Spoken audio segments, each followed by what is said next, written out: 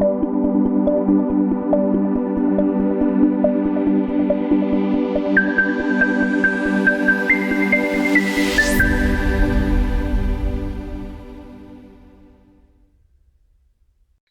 día de hoy vamos a abordar este tema de derechos humanos y está dividido en los siguientes subtemas. Primero, ¿qué son? Hay que identificar primero cuál es el alcance o de qué estamos hablando cuando nos referimos a derechos humanos. Y después, pues, ¿cuáles son los principales derechos humanos para identificar a qué tipo de derechos estamos hablando? Y luego vamos a pasar a hablar sobre la reforma constitucional del 2011, que fue una reforma muy importante de la que se desglosan principios rectores, obligaciones y deberes. Y por último, vamos a hablar cuáles son los ejemplos de estas obligaciones y deberes que tienen los y las funcionarias públicas. Y por último, cuáles son los sujetos de protección. Entonces, en ese sentido, este es el contenido que va a tener nuestra participación del día de hoy. Les digo, con toda confianza ustedes intervengan, platiquen, hagan preguntas o comentarios, ya sea activando su micrófono o por el chat. Y pues, como ustedes saben, pues el conocimiento no es algo que nosotros o que ningún maestro, ninguna persona le dé a otra, sino que se va construyendo de manera individual. Entonces los invito pues a que participen de manera activa para construir este conocimiento en materia de derechos humanos. Bueno, entonces comenzamos con el contenido y qué son los derechos humanos. A todos nos suena, ¿no? Así como lo tenemos muy naturalizado, muy normalizado, que los derechos humanos, quizá no sabemos exactamente qué son, pero sabemos que a todos nos toca y a todos nos corresponde y todos estamos como en las posibilidades de solicitar o de que se nos garanticen estos derechos humanos. Entonces, pero para eso tenemos que ir aterrizando en la definición. Comenzamos con la definición y es que estos derechos humanos, un momento, se me adelantó aquí. También les comparto que esta presentación de Prezi se las comparto en el chat para que ustedes puedan tener acceso a ella. Son este conjunto de prerrogativas sustentadas en la dignidad humana, cuya realización efectiva resulta indispensable para el desarrollo integral de la persona. Esto es la base o el sustento de los derechos humanos, es la dignidad humana. Y eso es como de vital trascendencia porque esta base de la dignidad humana, que es lo que le da sentido a los derechos humanos, tiene como finalidad la realización efectiva de estos derechos para el desarrollo integral de la persona. Y estos puntos, como este desarrollo integral, nos van a poner de manifiesto, como lo vamos a profundizar en un momento, esta visión que se va a tener de los derechos humanos, no como algo individual, no como al derecho al agua, el derecho a la educación, como derechos aislados, sino que como implican este desarrollo integral de la persona, tienen que ser considerados como algo integral, no como derechos aislados o independientes. Entonces, esta es una parte, son inherentes a todos los seres humanos. Esto significa que por el simple hecho de nacer, de ser personas, ya por eso son parte de nosotros, inherentes. Y también implica que no podemos renunciar a ellos, no podemos disponer de ellos, que ahora lo vendo, renuncio a él, lo transfiero, no. Nos pertenecen y son parte de nosotros por el simple hecho de ser personas. Y por último, esto que les comentaba, que son interrelacionados, interdependientes e indivisibles. Y esto es importante identificarlo como parte del concepto porque anteriormente se hacía un estudio del derecho, de los derechos humanos, clasificándolo en generaciones. Y se hablaba de los derechos de primera generación. Déjenme desactivo algunos audios. Listo. Se hablaba, para su estudio se clasificaban los derechos conforme fueron siendo reconocidos, derechos de primera generación, que eran los derechos políticos y civiles, los derechos de segunda generación, tercera, cuarta, quinta.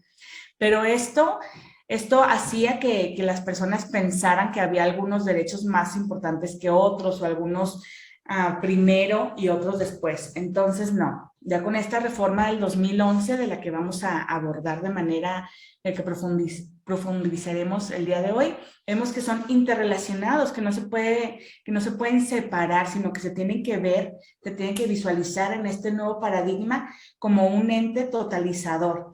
Y hablaremos de cómo violentar un derecho hace o repercute en el resto de los derechos y cómo respetar, proteger o garantizar un cierto derecho humano también repercute para bien en el resto de los derechos humanos. Entonces, por eso es muy importante tener en cuenta que esta cualidad de los derechos humanos que son interrelacionados, interdependientes e indivisibles. Y ese es como el concepto general de los derechos humanos. Sin embargo, también quiero que tomemos en cuenta que los derechos humanos se van reconociendo y se van ampliando este espectro conforme avanzamos como sociedad, conforme mejora nuestra cultura, nuestra conciencia y nuestro entendimiento, nuestra vida en comunidad, van avanzando y se van reconociendo. Entonces, ahora tenemos algunos derechos, que es el tema siguiente que vamos a hablar, cuáles son, pero este espectro va a ir aumentando en la medida que nosotros evolucionemos como sociedad.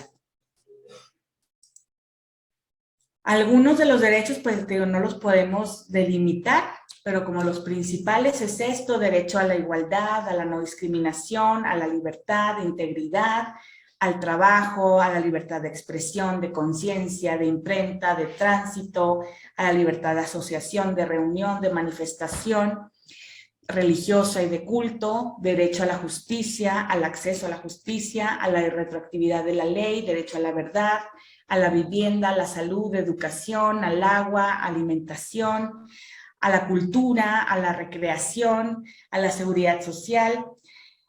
Y ya también hay derechos que están delimitados por el tipo de persona a la que van dirigidos, que eso es como derechos de niños, niñas y adolescentes, derechos de las personas adultas mayores, derechos de las personas con discapacidad, derechos de las personas migrantes. Entonces, ya tenemos toda esta gama que algunos aplican como a la ciudadanía, a la población entera, y hay otros que ya tienen esta perspectiva, que puede ser la perspectiva de género o de personas en situación de vulnerabilidad, como pueden ser niños, niñas y adolescentes, adultos mayores, estos que les comentaba. Entonces, si se fijan, tenemos una amplia gama de lo que son los derechos humanos y cómo todo esto está relacionado o está encauzado para este desarrollo integral de las personas. Derechos agrarios, por ejemplo, también, derechos sexuales y reproductivos, derecho al acceso a la información. Esto es como un listado para que vayan teniendo una idea de qué va o cuáles son los puntos que abarcan estos derechos humanos. Y también, les digo, hay divisiones que se pueden hacer, pero lo importante es que chequemos que en este nuevo paradigma es algo integral, como el trabajo, como estos derechos humanos relacionados con el trabajo, que puede ser esta prohibición de trabajo infantil o la no discriminación, o la equidad, el derecho a un acceso igualitario en oportunidades laborales, a un salario justo, a una jornada justa, a estas prestaciones de vacaciones, de salud, de derecho a la vivienda. Entonces aquí se va viendo cómo se relaciona todo, porque la esfera laboral de una persona o la violación a la esfera laboral de una persona, cómo le afecta tanto pues en el nivel de vida que le otorga a su familia, a las personas que dependen económicamente de ella, y también pues a su desarrollo social, emocional, psicológico, comunitario. Entonces es por eso que se pueden dividir, porque tienen ciertas ramas, pero todos los derechos son interdependientes. Entonces ahí ya tenemos como una lista, ¿no? Y yo creo que podríamos aquí preguntarles ¿cuántos ya tenían así como nociones de estos derechos? Por ejemplo, el derecho a la salud, el derecho a la vida, que todos ya sabemos que estos derechos humanos son parte de nosotros, ¿no? Nadie nos tiene que decir, oye, la ley dice que tienes derecho a esto, nosotros lo sentimos. Por favor, levanten la mano o pongan en el chat cuántas personas sienten que estos derechos son como parte de, independientemente de que les cuenten o de que venga o no en una ley.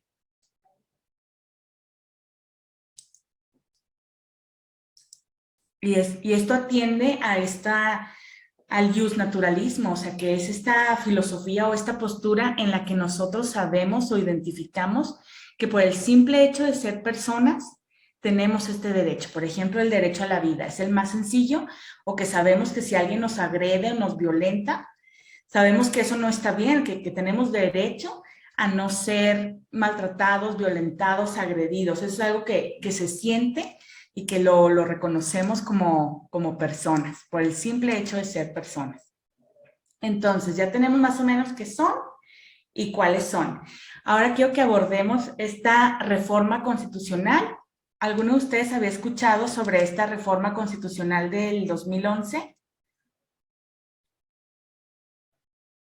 Espinosa o Nancy Ramírez, compártanos si habían escuchado.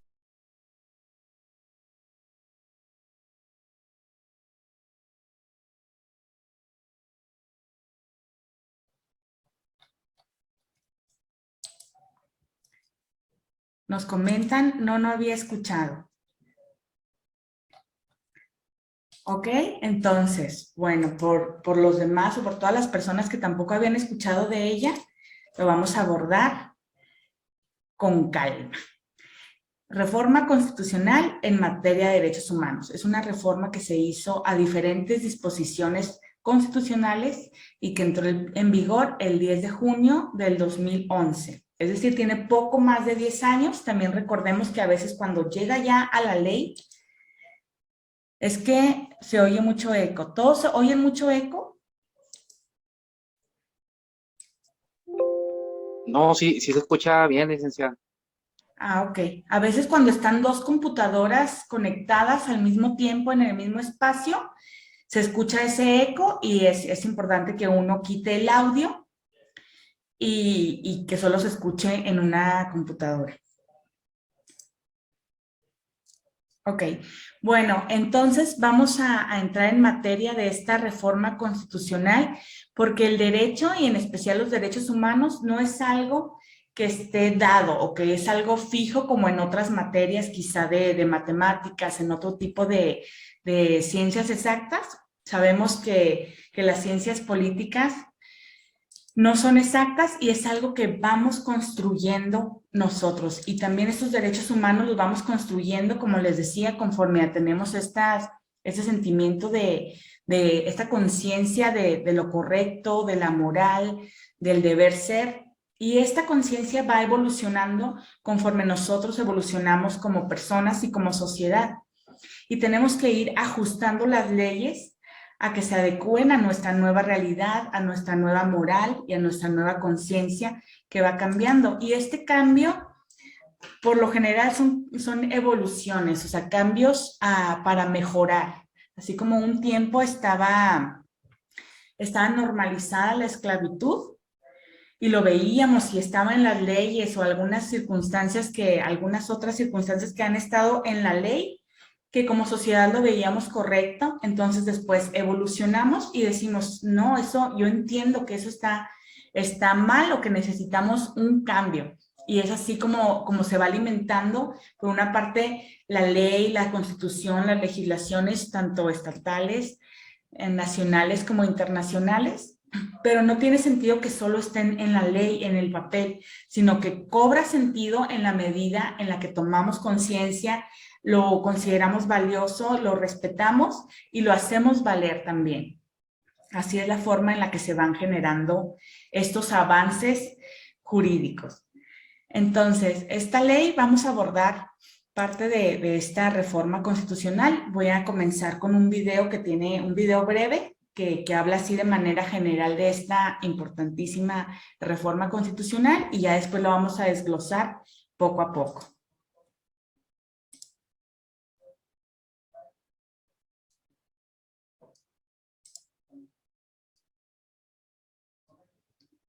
A ver, creo que se saltó el video. Ahí va.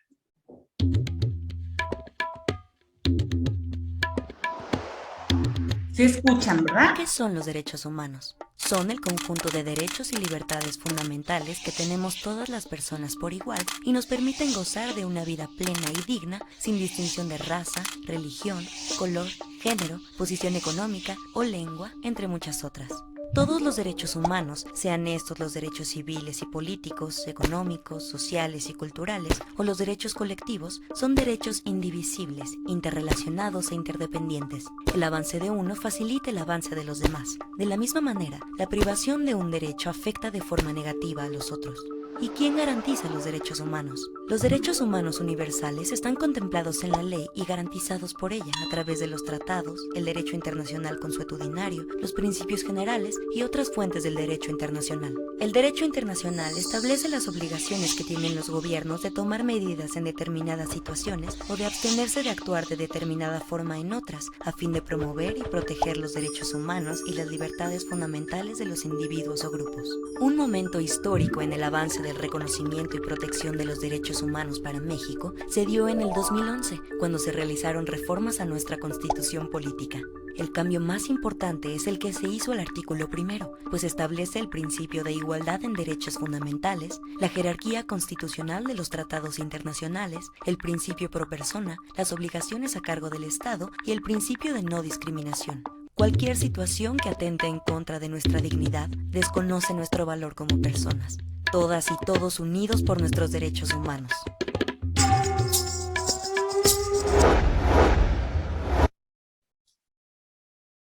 Muy bien. Bueno, ese es un breve video de una comisión de derechos humanos de Oaxaca en la que nos comenta precisamente estas nociones básicas de esta reforma constitucional. Entonces, fue muy importante porque cambió el paradigma, la forma en la que el Estado mexicano abordaba los derechos y le cambia la visión que tienen los derechos humanos respecto a la ley y a las personas.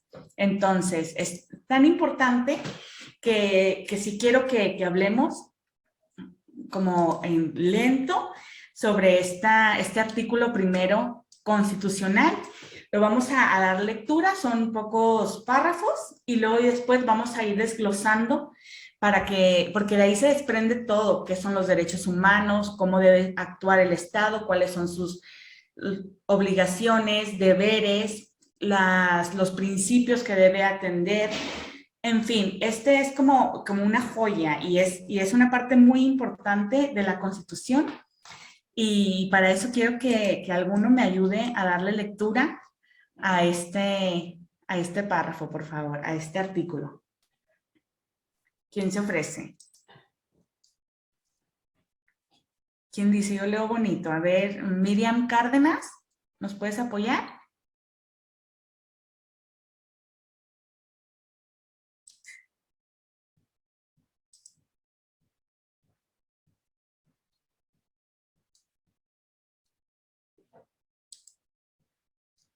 A ver, ¿quién? Carmen Estrada, ¿puedes dar lectura a este artículo?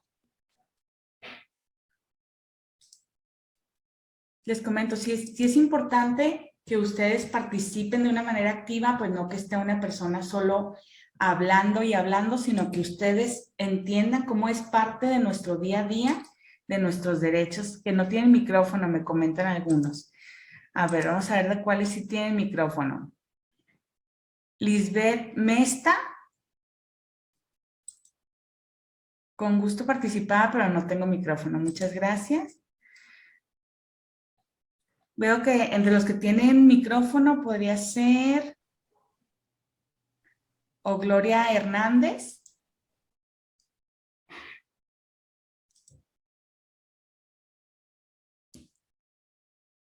¿No? ¿Ninguno tiene micrófono o son muy vergonzosos?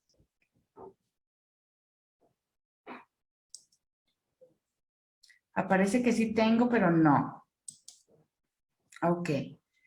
Bueno, les voy a dar el beneficio. Ah, hay una Les puedo dar el beneficio de la duda y se los leo yo. Adelante. ¿Hablaba uno? Bueno, les voy a dar lectura yo. Este artículo primero constitucional, les digo, es de toda importancia porque cambia el paradigma, la forma en la que se van a aplicar los derechos humanos, en la que se van a ver y la forma en la que va a intervenir el Estado mexicano respecto a estos derechos humanos. Entonces, vayamos dándole lectura. Artículo primero constitucional. En los Estados Unidos mexicanos, todas las personas gozarán de los derechos humanos reconocidos en esta Constitución y en los tratados internacionales de los que el Estado mexicano sea parte, así como de las garantías para su protección, cuyo ejercicio no podrá restringirse ni suspenderse, salvo en los casos y bajo las condiciones que esta Constitución establece. Las normas relativas a los derechos humanos se interpretarán de conformidad con esta Constitución y con los tratados internacionales de la materia, favoreciendo en todo tiempo a las personas la protección más amplia.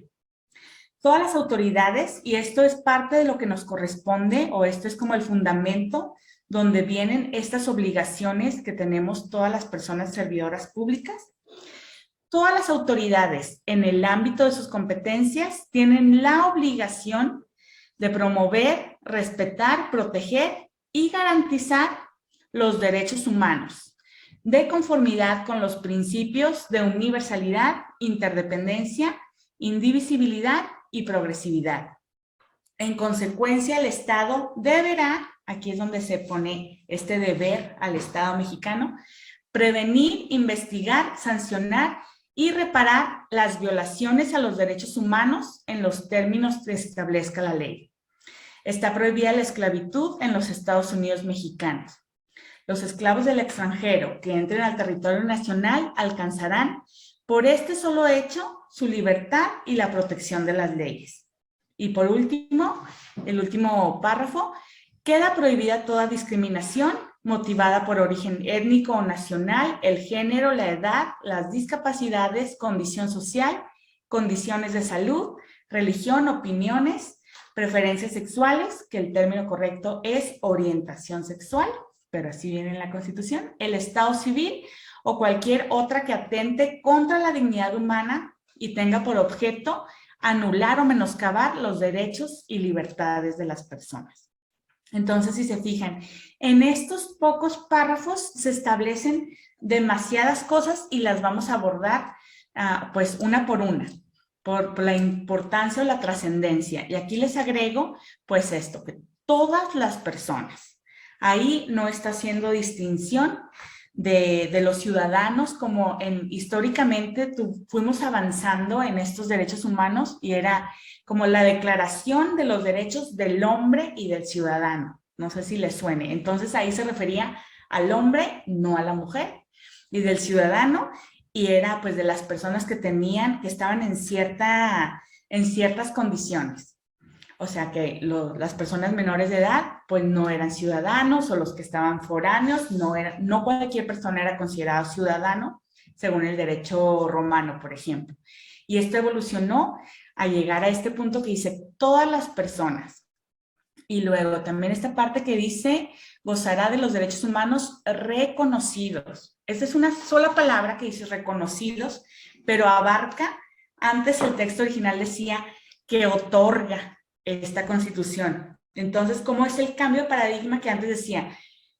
Yo, Estado mexicano, te doy estos derechos. Y ahora es, no, los derechos son tuyos, yo te los reconozco. Es muy distinto, pues, ahora sí que otorgar o dar que reconocer. Y aquí vemos este principio o esta postura o filosofía de ius naturalista, en la que los derechos son tuyos por el simple hecho de ser persona. Y yo como Estado te los reconozco. Entonces eso cambia esta visión que se tiene de la postura que tenía el Estado mexicano respecto a su población. Y también aquí agrega, y en los tratados internacionales, o sea, ya no es solo su cuerpo normativo original, que era la Constitución, sino que acerca a estos tratados internacionales.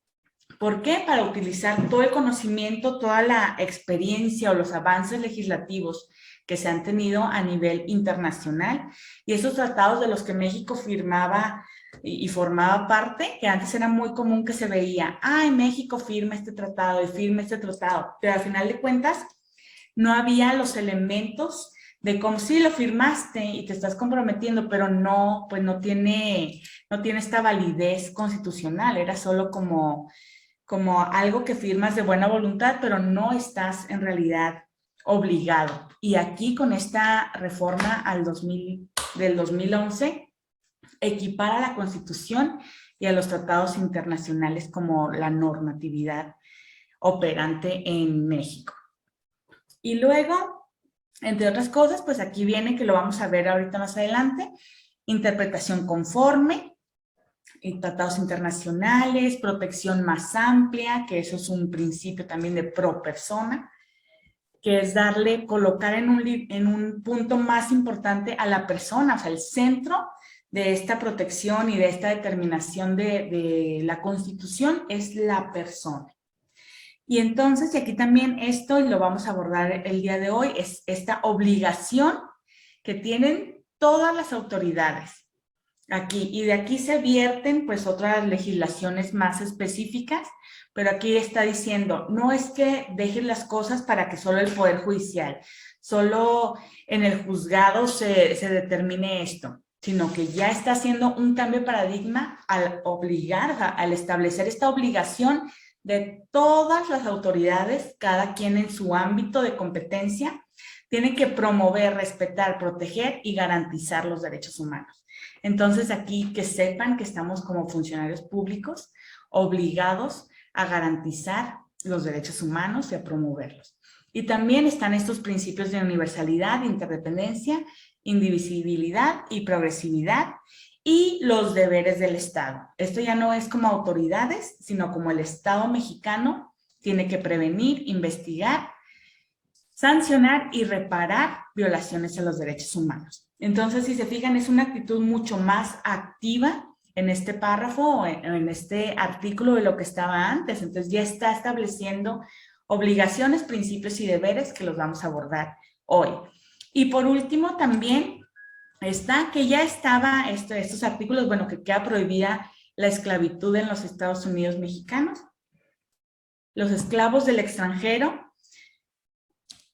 que entren al territorio nacional alcanzarán por este solo hecho su libertad y protección de las leyes. Este párrafo ya estaba así, pero me gusta como darle lectura y énfasis, porque a veces decimos, tenemos esta tendencia a decir que otros gobiernos, otros estados, otros países están como más avanzados. Quiero que reconozcamos en este momento cómo es el avance de esta Constitución mexicana sobre la abolición de la esclavitud. Es incluso más avanzada, o llegó antes estos intentos de abolición de esclavitud que a Estados Unidos. Hay una frase que decían que Estados Unidos tenía una excelente,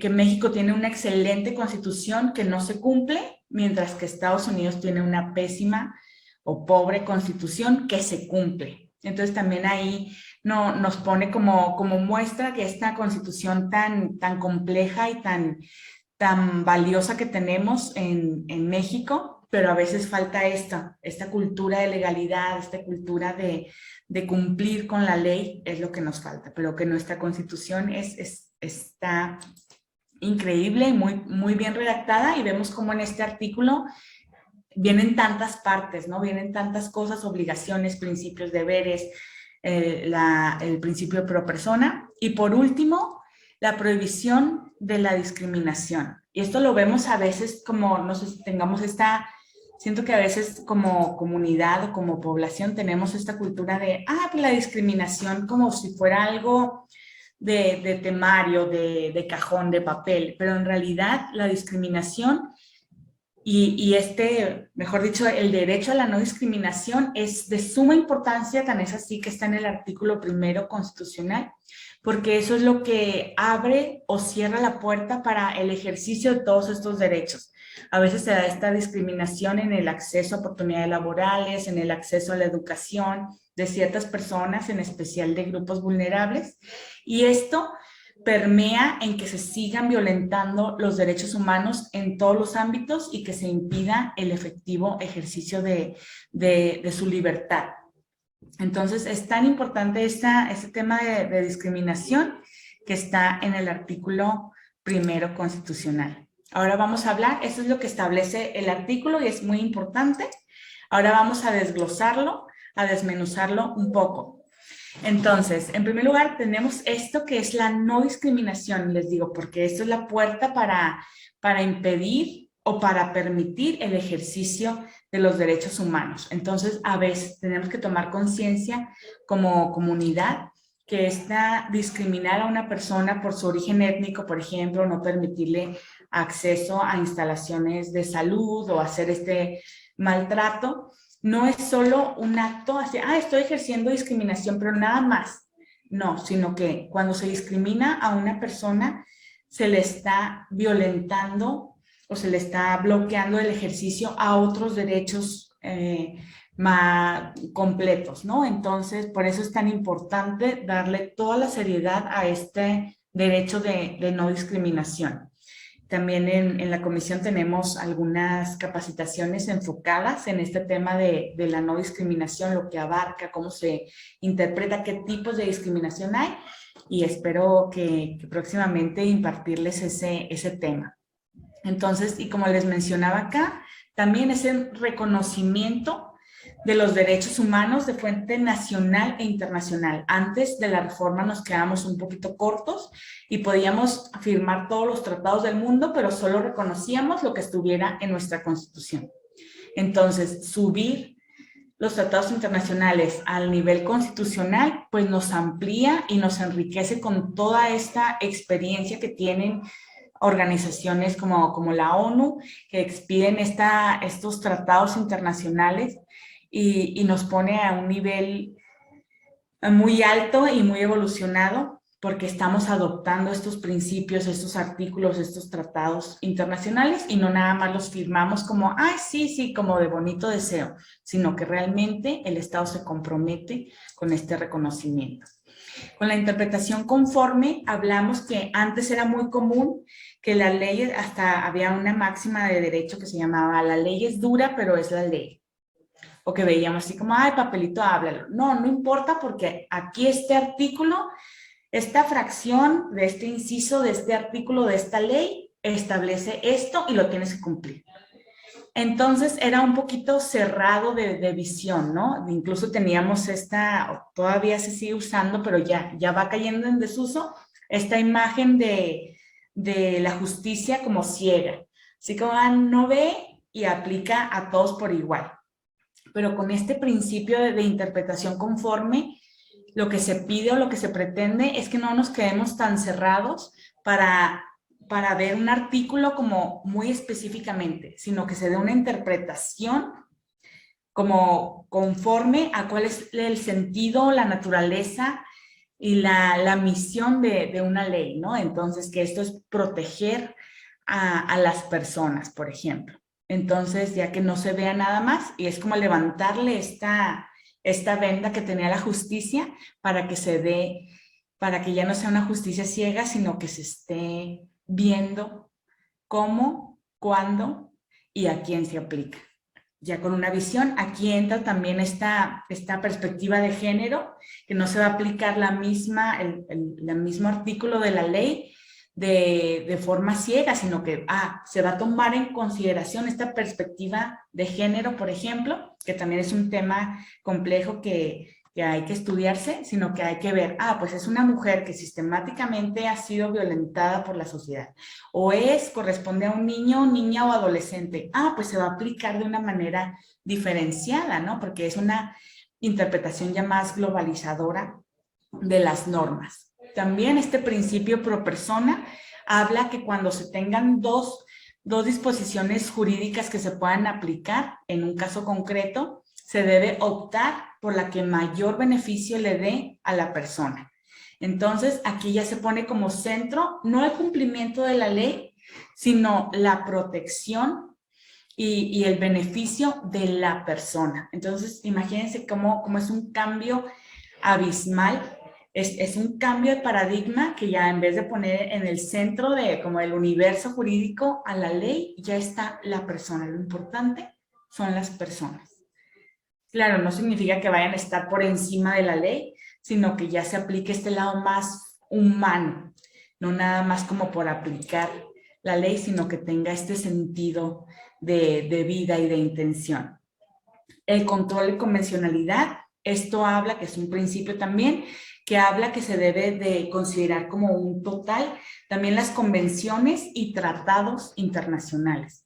O sea, que se tiene que traer y manejar también estos tratados internacionales o convenciones para que se dé una protección y una garantía de los derechos humanos pues más amplia. Y lo que les comentaba también, estos 3 puntos, las obligaciones que tienen las autoridades, porque antes era muy común que una autoridad dijera, no, es que no me corresponde, no, pues eso no tiene que ver conmigo, yo aplico esto y hasta aquí me quedo. Entonces ya con esta reforma del 2011 ya dicen, no, todos vamos a entrar, cualquier autoridad está en esta obligación hasta de promover los derechos humanos. Entonces, ¿cuántos de nosotros sabíamos que están obligadas todas las autoridades a promover, a darle difusión a los derechos humanos? Pues pocas, ¿no? Y de eso se tratan estas capacitaciones y estas reuniones para que sepamos que es nuestra obligación y que todos nos pongamos esta camiseta para darle promoción y difusión a los derechos humanos. Y esto se va a hacer utilizando o tomando en cuenta estos principios rectores, porque si no cualquier persona o cada autoridad lo haría de una forma o de otra. Entonces, no, se delimita a que hay principios que nos van a regir en la actuación y en la aplicación de los derechos humanos y en su promoción y difusión. También agrega estos derechos de los estados, del Estado mexicano, pues de que ya no se puede quedar así como, no, pues es que yo no tengo ningún deber o yo cumplí con este artículo y con la ley. No, ya tiene también deberes en materia de derechos humanos. Entonces, de ahí la trascendencia y la importancia de esta reforma constitucional, que también se reformaron otros artículos, pero el cambio más importante fue el que se dio al artículo 1 constitucional por este cambio de paradigma, el cambio de la forma de ver y de ejercer los derechos humanos. ¿Hasta ahí alguna pregunta o nos quedó clara esta diferencia o la importancia de este artículo 1? Cualquier pregunta, con toda confianza. Entonces, si no hay dudas, nos pasamos. A ver, hay un comentario en el chat. Está muy claro, muchas gracias. Gracias a ustedes.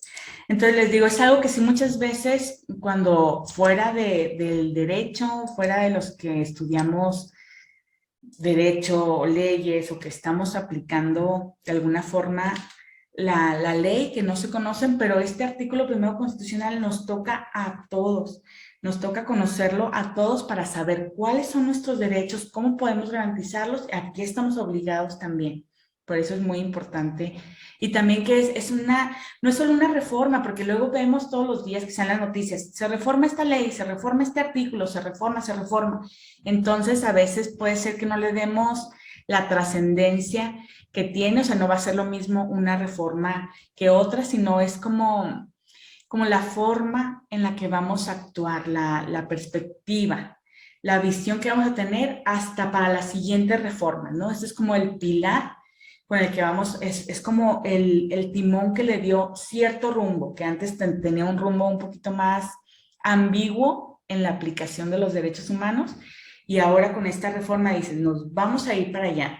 Y claro que no basta la reforma, sino que tenemos que conocerla. Cualquier ley que digan, y claro que la ley es de aplicación obligatoria, independientemente si la conocemos o no, pero en estos temas de derechos humanos, en la medida en la que conocemos y adoptamos y asimilamos estos derechos humanos, es como forman o cobran vida. Porque les decía, no es algo así como, no es una ley de la física, como una ley de gravedad que se aplica de manera automática, quieras o no quieras, conozcas o no conozcas, no, sino que estas son leyes vivas y también moldeables, que se van adaptando pues a nuestras necesidades y principios. Y como estas leyes también toman tiempo para que sean asimiladas en la comunidad. A veces tenemos leyes muy avanzadas, pero hasta que no se aplican, pues no cobran vigencia. Y es muy importante por eso que las conozcamos. Entonces, ahora ya en los siguientes puntos vamos a abordar de estos principios rectores, obligaciones y deberes, para terminar con estos sujetos de protección. ¿Alguno de ustedes conocía que tenía estas obligaciones? Supongo que las vamos viendo en estos reglamentos o marcos operativos, que dices, bueno, pues esto es mi esfera, pero que vean que en el macro está esta reforma constitucional y ya se van adaptando algunas leyes, incluso protocolos, reglamentos, se van adaptando y tienen que estar en armonía con la Constitución. No puede ser que un reglamento, de hecho sería declarado inconstitucional, que un reglamento vaya en contra de lo que establece la Constitución. Por eso es como nuestro cuerpo normativo más importante, porque todas las leyes, reglamentos, protocolos, todos tienen que ir en la misma sintonía. No puede ser que la Constitución establezca algo y una ley, un código, vaya en contra. No puede ir en contra. Por eso es muy importante y de ahí vierten pues el resto, y por eso se hacen después otras reformas, ¿no? Para adecuarlo a estos derechos humanos y a este nuevo paradigma constitucional. Entonces, ya vamos a entrar en materia a los principios. Y ya vemos que estos principios rectores pues vienen de esta reforma constitucional, del artículo 1 constitucional. ¿Y cuáles son? Son 4 principios: el de progresividad, universalidad, indivisibilidad e interdependencia. Y los vamos a abordar el día de hoy. Progresividad implica la prohibición del Estado de retroceso de derechos. Es decir, no puedes otorgar, por ejemplo, o que ya se reconoció este derecho al voto de las mujeres y después decir, no, ahora reconocimos este derecho al voto de las mujeres, pero ahora ya no, ahora lo quitamos. No. Entonces, siempre tienen que ir hacia adelante, progresando, y está prohibido el retroceso de los derechos. Y claro que eso es mucho más complejo de lo que pudiera parecer, o no son estos principios como principios allá del deber ser, de que nada más los juristas o los escritores lo mencionan. No, es algo que cobra mucha trascendencia y es importante que lo conozcamos, porque a través de ese ejercicio podemos nosotros garantizar este progreso en los derechos humanos. Y lo vimos, un ejemplo muy claro fue ahora con lo del COVID y esta regresión que hubo, que se impedía estas clases presenciales, claro, protegiendo la salud de nuestra niñez y adolescencia. Entonces se prohibieron. ¿Y cómo no fue un retroceso? ¿O por qué se impidió el retroceso? Porque bien pudo haber dicho el Estado, bueno, este año ya no se van a dar clases y ya no se en clase. No, ¿verdad? Sino que tuvieron que establecer mecanismos, ya sea escuela a distancia, también por televisión, que tuvo o no, o en algunas partes tuvo más éxito que en otros, incluso en algunos municipios o en algunos lugares ya más alejados, se establecieron estas medidas para dar las clases de forma, o sea, por radio, por estaciones de radio. Y ahí tenían los niños y las niñas que conectarse o sintonizar una estación de radio, y ahí estaban los maestros rurales dándoles estas clases. Entonces, todo ese esfuerzo que se hizo de estar buscando la manera, atendía a este principio de progresividad, de que no podía haber un retroceso de los derechos. Y fue claro que fue muy retador ahora con lo de la pandemia, porque se tenía que poner, estaba en juego también el derecho a la vida, a la salud, pero el derecho al ejercicio el derecho a la educación es también de suma importancia. No se podía poner en una jerarquía cuál derecho era mayor o menor. Entonces, todo este esfuerzo que hizo el Estado en materia de educación fue precisamente atendiendo a este principio de progresividad. También está el principio de universalidad, y esto significa que los derechos humanos corresponden a todas las personas por igual, todas, sin distinción alguna. Como decíamos, eso está muy relacionado con el derecho a la no discriminación, sin distinción alguna, pues, y menos por cuestiones de discriminación por edad, sexo, orientación sexual, sino que todo, o también porque sean personas pertenecientes de pueblos originarios, comunidad indígena.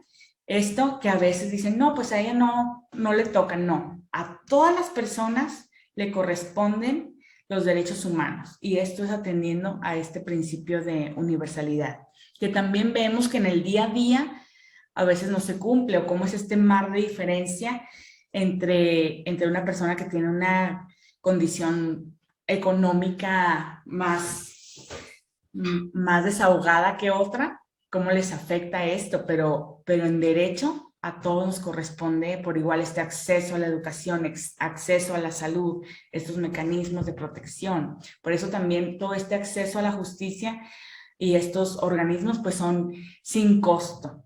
Ahí o sea, el acceso a la justicia no puede tener un precio, por eso los juzgadores, el servicio de los juzgados del Ministerio Público no tienen costo alguno, atendiendo a esta universalidad.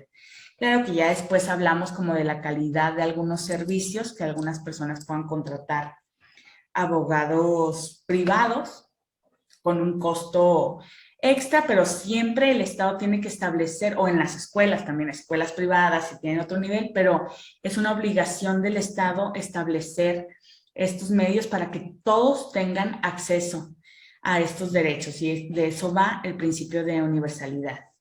Luego nos pasamos al principio de indivisibilidad, que eso ha sido todo un reto en México, y que es que todos los derechos son inherentes al ser humano y derivan de su dignidad. Y eso a veces son términos más abstractos que son más difíciles de comprender o de compartir. El término de dignidad, ¿no? Que a veces lo usamos de manera coloquial, así como, ay, pues no, ahí dejaste tu dignidad, cuando se da una situación social o de pareja o de amistad, así como, uy, ya perdiste tu dignidad. Lo cierto es que en términos jurídicos y de derechos humanos, nadie puede tocar tu dignidad. Eso es una parte de ti y la llevas hasta la muerte. Entonces, pero también creo que hay diferentes definiciones que tienen. Acá leo un comentario que nos pone Espinosa: y cuando el deber ser del Estado no se cumple, como el derecho a la salud tan recurrente, ¿qué pasa? ¿Ok? Sí, también lo vamos a abordar más temprano, que claro, que este incumplimiento de los derechos humanos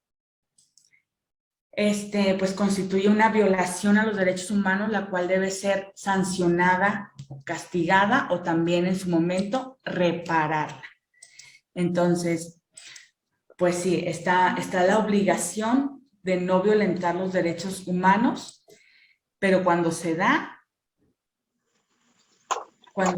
pues tiene que haber consecuencias jurídicas, que ahorita los vamos a ver también en estas obligaciones y deberes. Espero haber respondido tu pregunta. Y también es aquí se están conectando otras personas.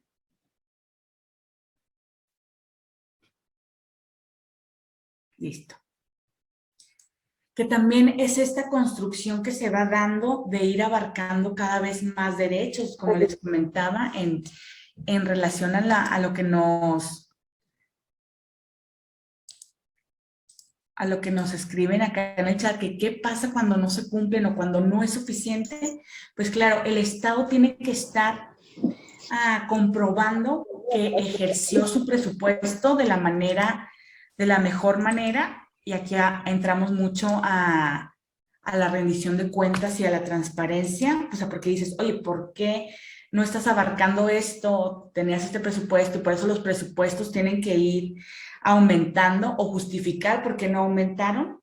Tiene eso que ver mucho con la progresividad y la universalidad y este efectivo ejercicio de los derechos. O sea, claro que estamos hablando de un deber ser, pero es en la medida, o sea, y que a veces se violenta este derecho, que no se cumple con esta garantía, y es en la medida en la que conocemos nuestros derechos y los exigimos, en la que impedimos que se sigan repitiendo estas violaciones a los derechos humanos, porque si no se dieran estas violaciones a los derechos humanos, pues ni siquiera tendría sentido que hubiera esta ley, que se establecieran estos principios, estas reformas constitucionales, si se respetaran de manera natural. Entonces, el reto es este.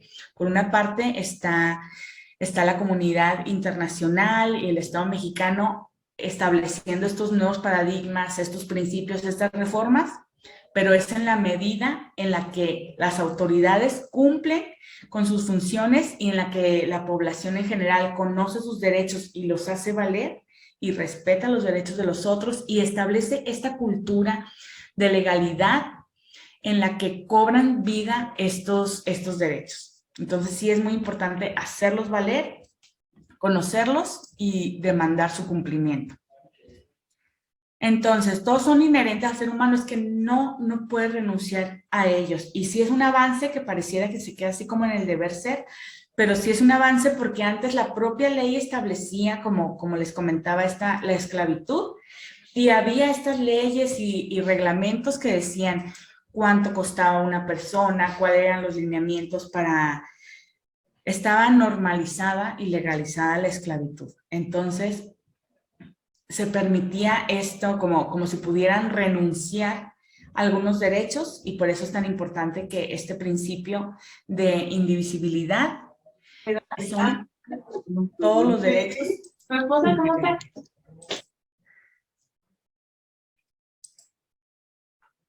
Y luego nos pasamos a este principio de interdependencia, y también este es todo un reto que como comunidad, como sociedad y como autoridad entendamos este principio de interdependencia, y que es que los derechos humanos se encuentran ligados unos a otros. Y como les decía, es fácil verlo en un ejemplo de privación o de violación al derecho a la educación. Entonces, violentas el derecho a la educación de una persona y cómo esto impide que se desarrolle en otros ámbitos, entonces que tenga un correcto acceso al empleo, o a veces el agua, por ejemplo, la violación a esta falta de acceso al derecho humano al agua, pues cómo permea en todos los demás ámbitos de tu vida, en el derecho a la educación, al trabajo, al libre desarrollo de la personalidad, porque que te falte agua, por decir un ejemplo burdo, que te quedes sin agua una semana, ¿cómo afectaría en tu día a día, ¿no? Dices, híjole, pues no voy a ir al trabajo o no voy a ir a la escuela, no los voy a llevar, voy a ir a conseguir agua. ¿Por qué? Porque necesito agua pues para subsistir. Entonces, ¿cómo permea en la afectación a los demás derechos? Y es muy importante que tengamos en cuenta esto, que siempre la violación a un derecho humano violenta el resto de los derechos humanos. Por eso es muy importante. O la discriminación es un ejemplo muy claro, que a veces tenemos este derecho a la discriminación o esta percepción de la discriminación como el hacer a un lado a una persona. Pero no, sino que significa quitarle espacios en acceso a la salud, al trabajo, a la vivienda, a la educación, a la recreación, y esto afecta en los otros derechos. Entonces es muy importante tener en cuenta esto: la violación de un derecho afecta a todos los demás derechos, y el cumplimiento de un derecho humano o el efectivo ejercicio de un derecho humano beneficia al resto de los derechos. ¿Por qué? Porque somos personas y que se debe considerar este ejercicio como una integralidad. No somos personas que nos pegaron acá, pues no te duele el otro brazo, pues sí, te afecta, si se te limita la movilidad del brazo izquierdo, te limitan pues tu actuar. Y lo mismo pasa con los derechos humanos y de eso trata el principio de interdependencia. ¿Alguna duda con estos principios? ¿Habían escuchado sobre estos principios? ¿Les da sentido? ¿Tiene sentido para ustedes esto que sean considerados la interdependencia? ¿Cuál consideran que afecta más o que puede perjudicar más en el día a día su incumplimiento?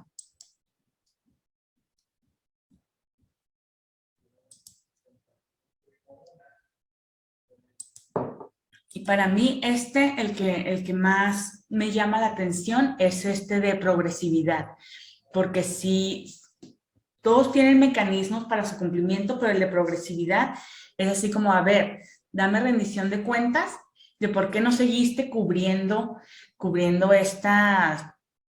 estos derechos, estas garantías, o cómo te exige como Estado, como autoridad, que vayas llegando cada vez más lejos.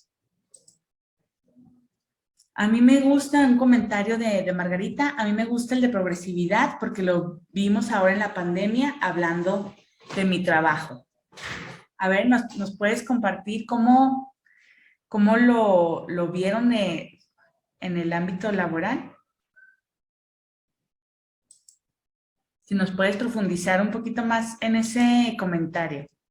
Se protegió a las personas mayores, a los que tenían algún diagnóstico que les podían afectar más a su salud, a las embarazadas.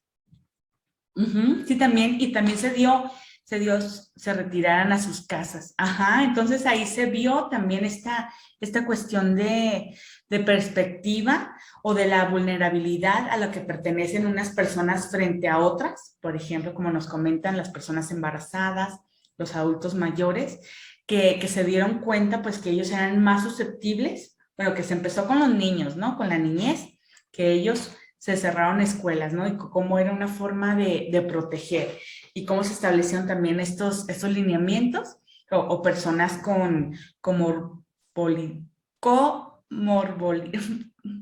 bueno, con enfermedades más,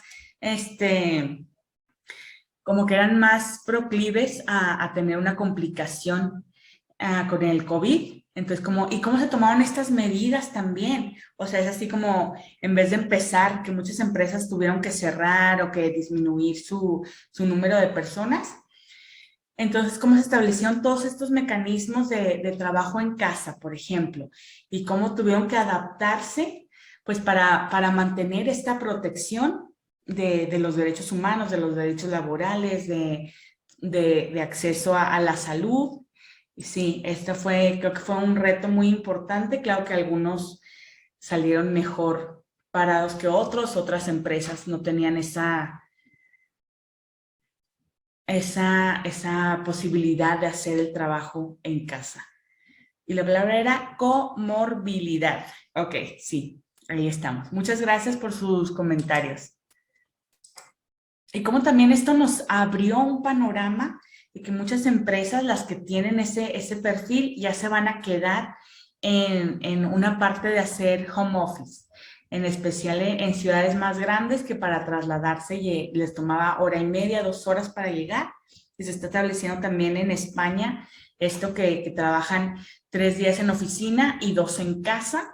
¿Por qué? Porque tuvieron que experimentar con esta nueva normalidad y vieron de los beneficios y también del convivir con la familia, que no nada más es lo importante, que no somos solo trabajadores o trabajadoras, sino que somos personas y ya ese es un enfoque más integral de nuestros derechos. Entonces, bueno, para que puedas convivir con tu familia, para que puedas tener un nivel de vida más elevado, cómo se van haciendo estas adaptaciones sobre los horarios o las jornadas. Entonces, cómo utilizar esta pandemia y sacar algo pues a favor de las personas.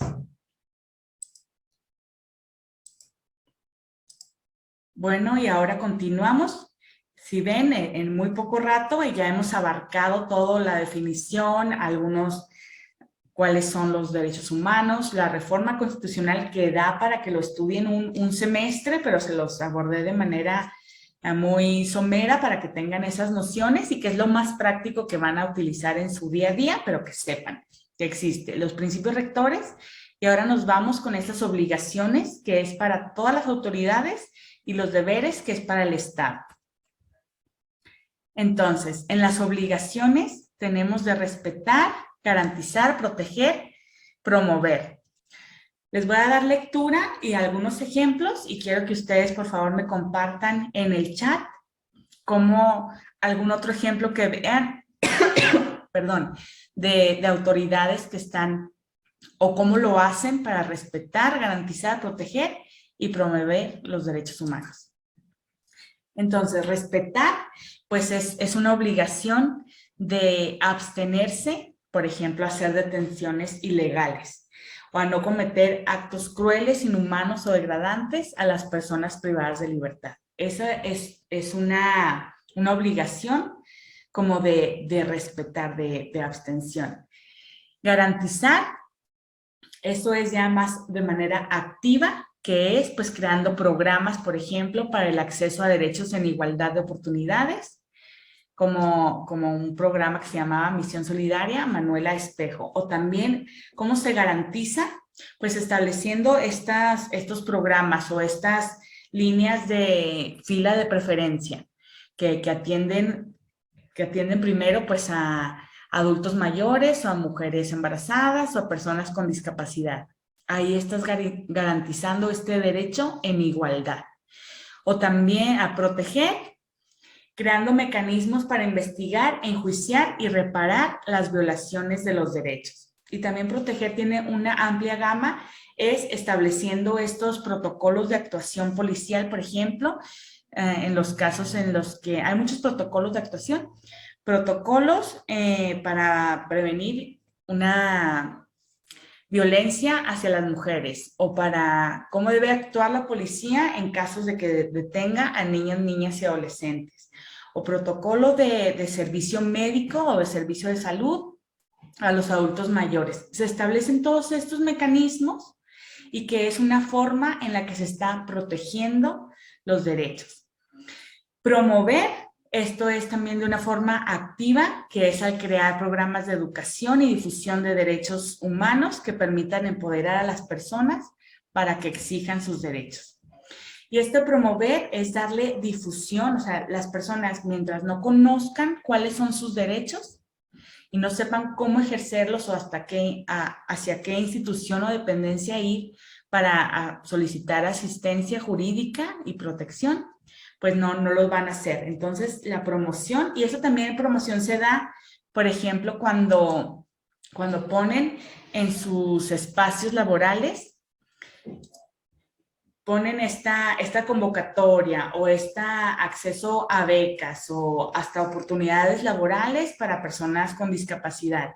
Y ustedes lo ponen o este ejercicio de derechos o hacer este trámite que a veces en pensiones y en todas las dependencias que atienden salud, teníamos esta cuestión de que solo se le permitía como derecho a acceder al derecho derecho a la salud a la esposa, pero al esposo no.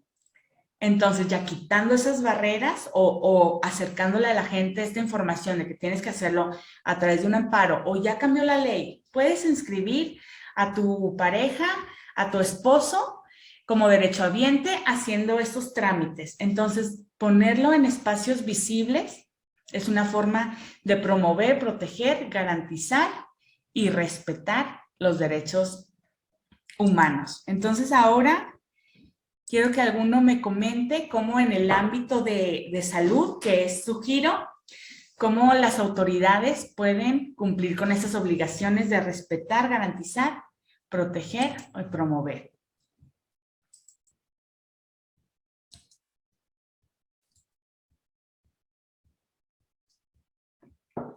A ver, Erika Nieves, si nos puedes compartir, ya sea por chat.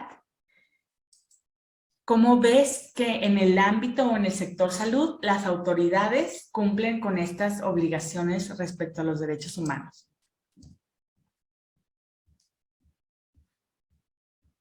O Margarita, Gine,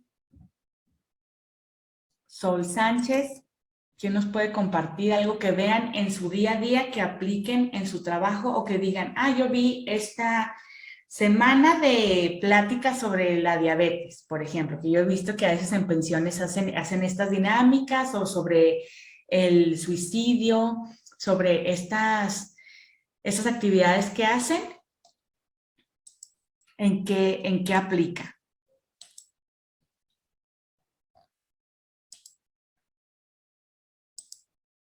Bueno, en lo que nos ponen acá en el chat, dice, pues cursos como este, ajá, que es donde se acerca a que ustedes conozcan cuáles son las obligaciones de los funcionarios públicos, por ejemplo, o esta reforma, que conozcan los derechos humanos, y ustedes a su vez lo pueden vaciar o replicar con las personas que tratan, o este trato digno.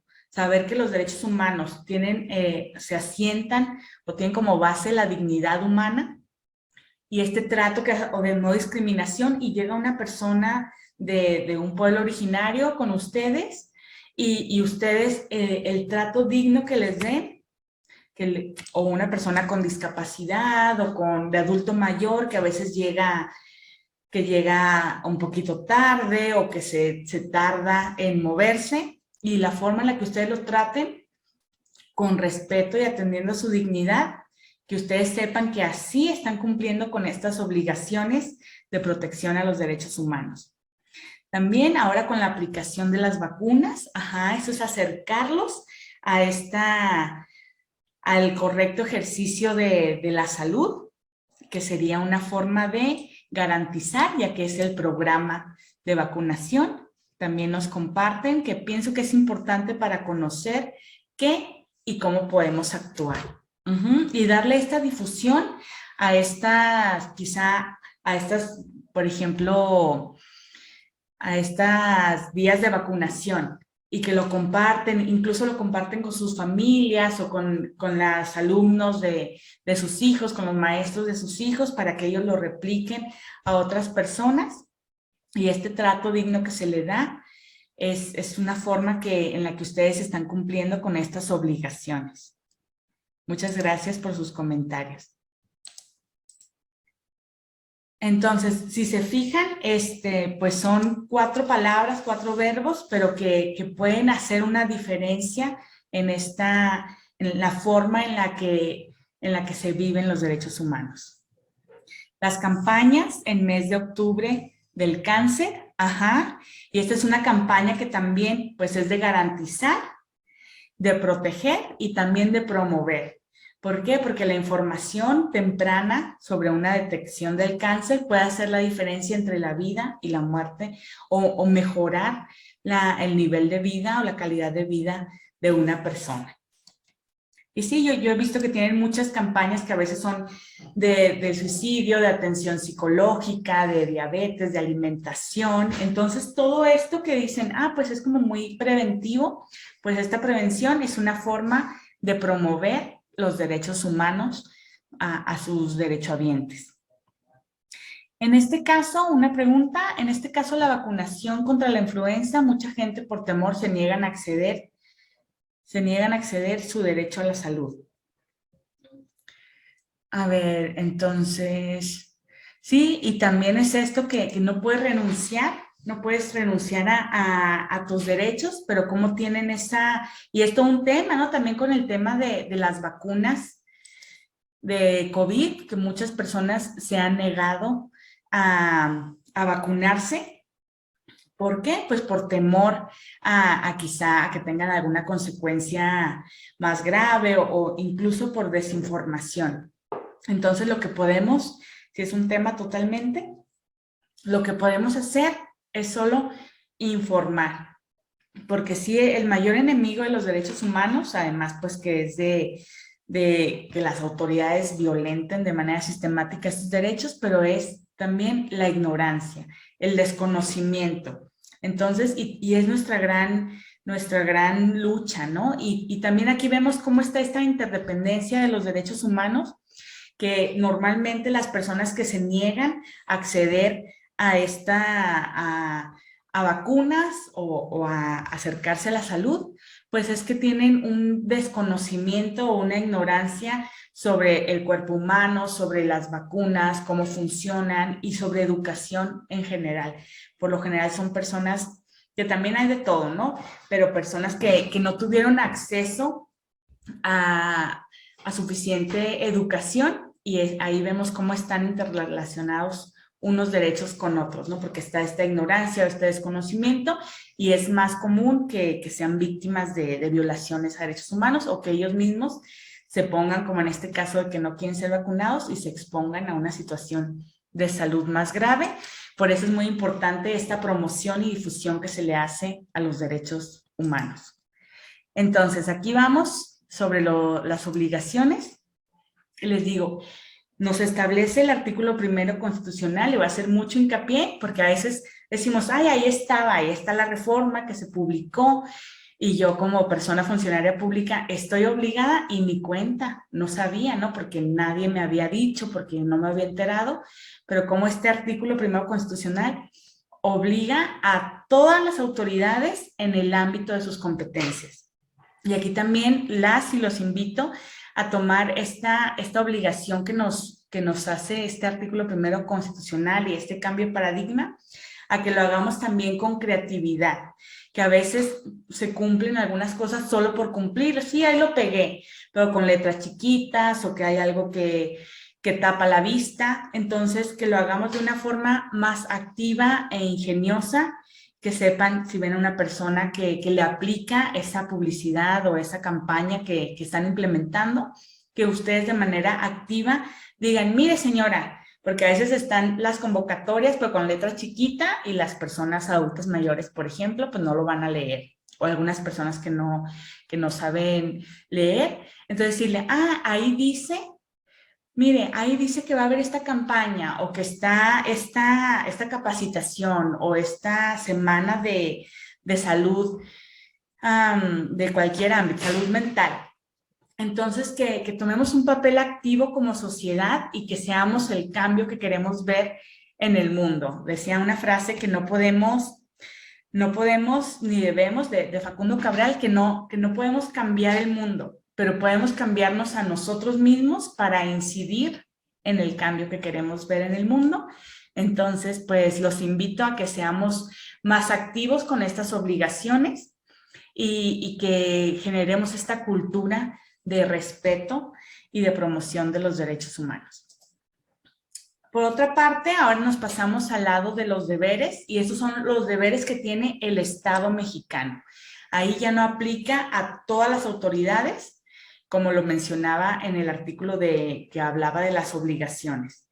Y es los deberes. Tiene el deber de prevenir, investigar, sancionar y reparar, y eso viene a cuenta de lo que nos comentaba de qué pasa, qué sucede cuando no se cumple. Entonces, y aquí lo vamos de investigar a sancionar para abajo. Primero, el deber del Estado es prevenir, y eso es que el Estado mexicano tiene que implementar estas acciones u omisiones con miras a no violar una obligación en materia de derechos humanos. Y aquí va de todo, prevenir con acciones u omisiones.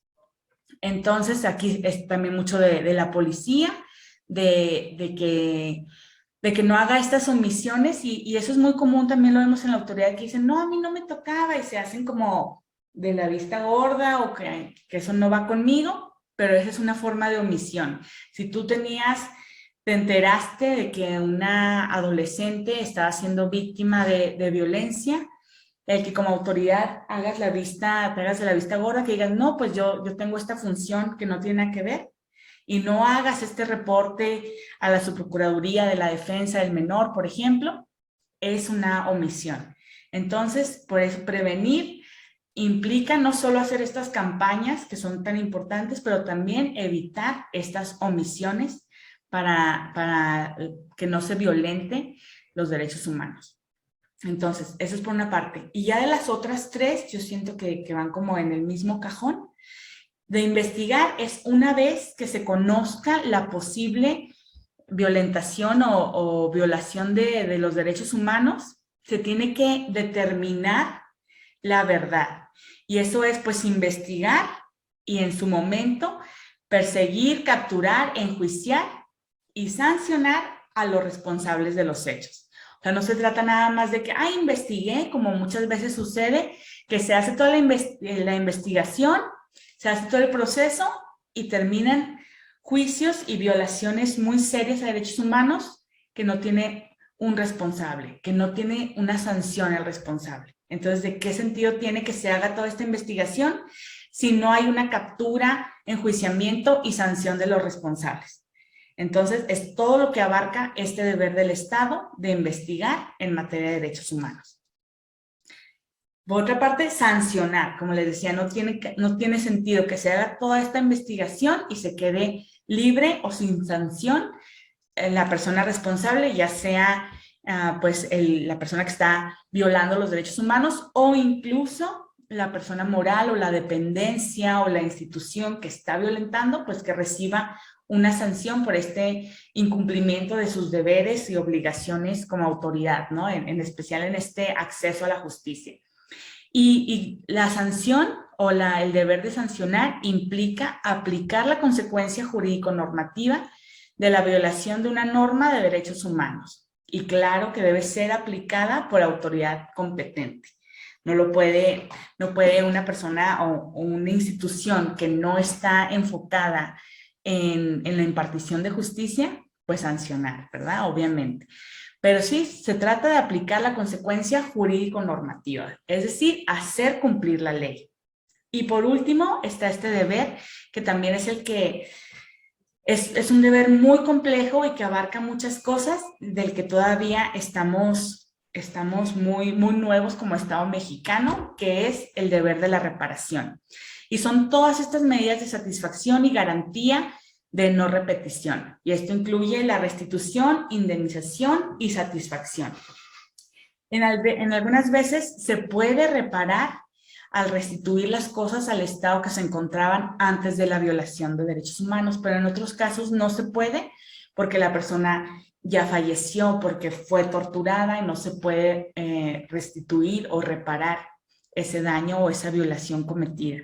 Pero lo que sí se puede es indemnizar y pues hacer otro tipo de actividades como la garantía de no repetición. Entonces, y esto es establecer mecanismos, hacer reformas a la ley, implementar programas y protocolos para evitar que se repita esa conducta. Y eso se presenta, no sé si lo han escuchado ustedes, a veces que se hace una disculpa pública, que hay una recomendación, tanto por parte de la Comisión Estatal de los Derechos Humanos como de la Comisión Nacional o en el ámbito internacional, y se condena, en este caso, al Estado mexicano, por ejemplo, a hacer estas medidas de garantía de no repetición, como estableciendo estos mecanismos y haciendo que su personal cumpla, se capacite, se sensibilice en cierto tema, y también se indemnice a las víctimas. Eso es a veces con una cuestión pecuniaria, con atención psicológica, con atención a la salud,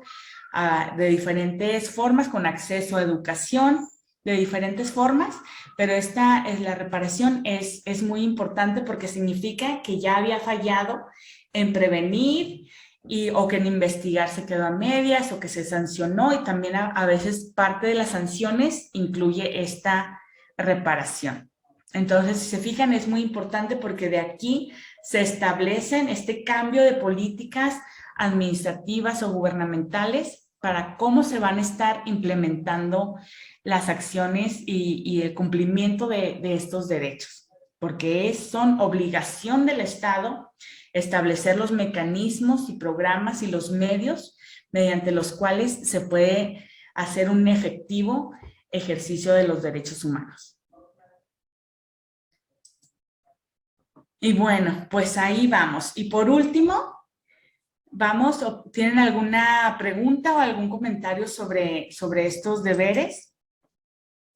Les digo, es un tema muy importante que ya abarca al Estado mexicano o a esas instituciones o dependencias obligadas a garantizar el acceso a la justicia, pero también de esas sanciones o esas medidas de reparación o de no repetición pueden incluir a diferentes autoridades o dependencias que no son directamente de aplicar o de acceso a la justicia, pero puede decir, oye, deja de estar haciendo esta violación a derechos humanos, capacita a tu personal para que no se le esté violentando su dignidad o para que no se le esté prohibiendo de este ejercicio de acceso a derechos humanos.